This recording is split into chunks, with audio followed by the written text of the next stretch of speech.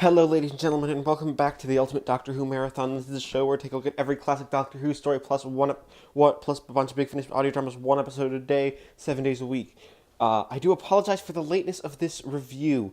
I'm currently going back to school, so there's going to be a little more fluctuation in when these are released. It's not canceled. I hope it won't be too disruptive, but that's just what's going to be happening.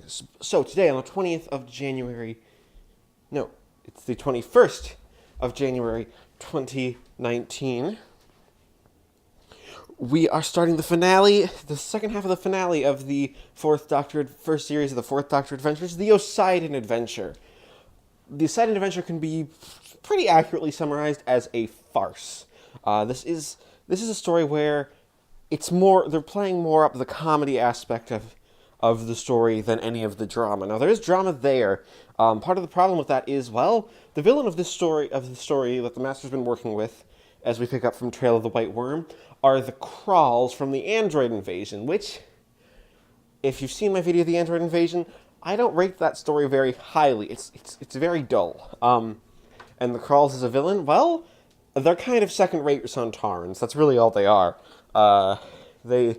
That's their gimmick is kind of the same as the Centaurans, but the android thing could give us some pretty nice possibilities. It's one of those things that they adapted for the Centaurans in the new series, with the Centaurans being able to clone humans. But yes, this is a story where this is the story with androids and the Master and. That I'm going to get into this a pretty big spoiler territory here, because some of these jokes are hilarious. Like, the Doctor is captured by the Crawls to continue the experiments that were done in the Android Invasion. And then one of our big twists hits. The general of the Crawls is the Master in a crawl suit. Like, it's the Master that Leela has been going on with is an android. Except that's not necessarily the case, because the cliffhanger reveals that the Master android might also be an android. It's androidception. And you know what? That's actually a really fun way of doing it. Like, seriously, this is, if you're going to do a story with androids, this is how you do it. You give the Master something to do. You give Leela something to do. You give, it helps keep down the cast. And honestly, it makes for a good twist. And it works in the context of the story, as these characters are like, hey, now we don't know who the hell we can trust, because if the Master's an android and the Master's android is also an android, where the hell's the real Master? What's his actual plan? Like, the idea is that, this has all been a diversion. And Jeffrey Beavers as the Master is amazing. He is amazingly evil as the Renegade Time Lord. He plays the character with that smooth, silky voice that you can just feel yourself wanting to listen to, because he's the Master. You're going to obey him eventually. Why not just give in to him? He just wants to help. But that's all. You have Colonel Spindleton, played by Michael Cochran, who is just over the top insane. He's sort of playing this old conservative guy who wants to ban the BBC, bring back national service, and cancel free milk with school lunches, which, at this point, he's silly. He's a caricature. The story is going into, essentially, farce. We've passed the stuff with the wormhole. We don't need the Ms. Nefers anymore. Her story's past, kind of, I think. She doesn't really get a good resolution, which is kind of a shame, at least in this part. They might be saving it for the second episode, but I'm just not sure, because she just sort of drops off the face of the planet. But yeah, it's things like this where it's just farcical element after farcical element, creating a really fun adventure. You have the Doctor, strapped down, Tom Baker being able to go zany by calling everybody Tilly, in that voice of his. And it's things like this that really do make the Oseidon adventure stand out from the crowd. It's a fun romp through, through a story, and I really can appreciate it on that level.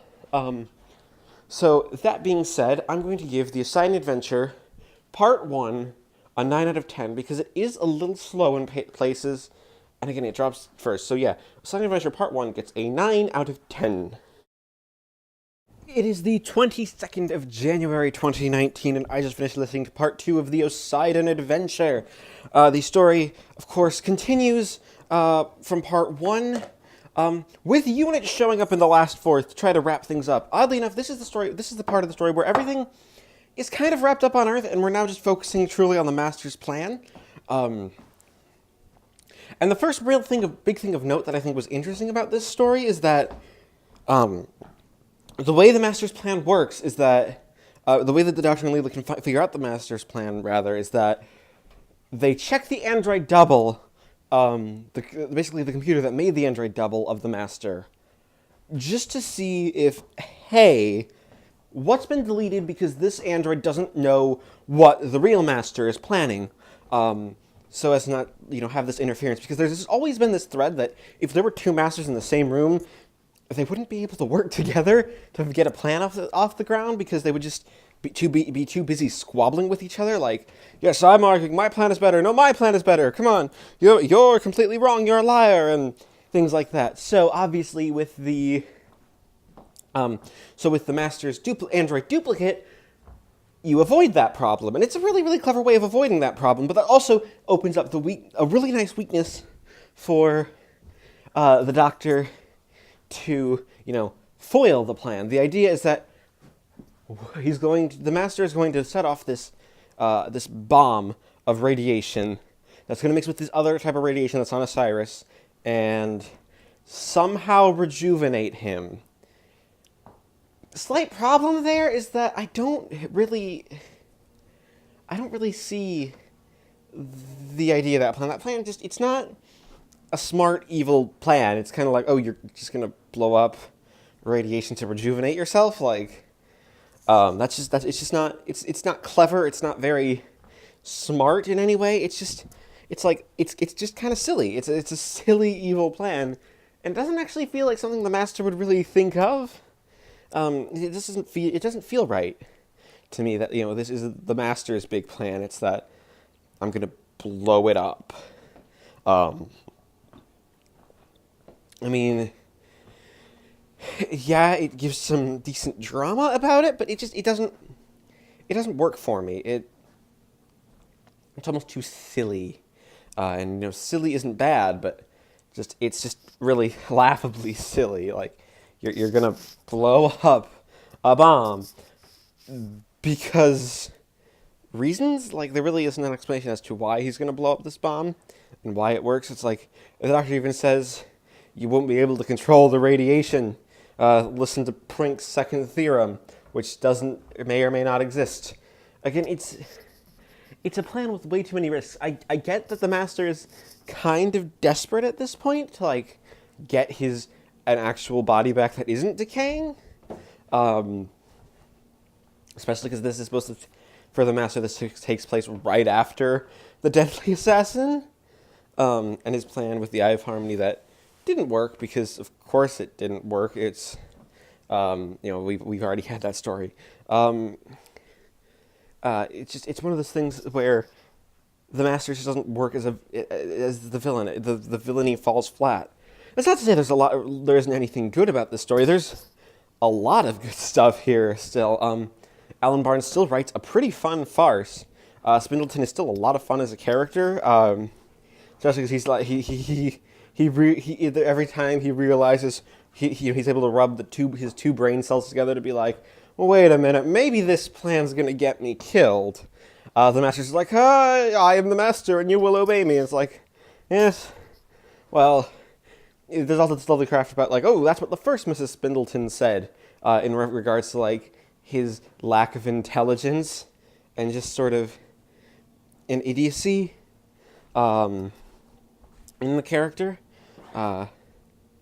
that like he's not a very smart person. He's just he is kind of dumb. Not even just kind of dumb. He's really quite dumb. He doesn't think things through. He still has the whole idea of this quiet English village as like the perfect England, and his fate at the end of this story is kind of dark. He's gonna spend the rest of his life in isolation in the village of Disham from the android invasion, the fake one.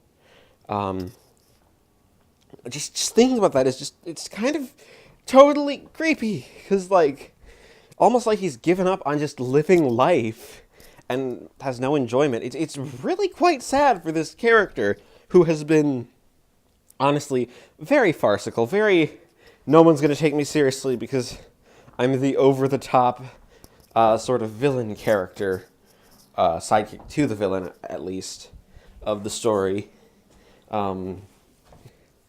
Which is it's just really sad. The poor guy kind of ends up not just sort of devastated by life. He doesn't want to live anymore, and that's just not it's not a healthy mindset for anyone to be in, and it's really depressing.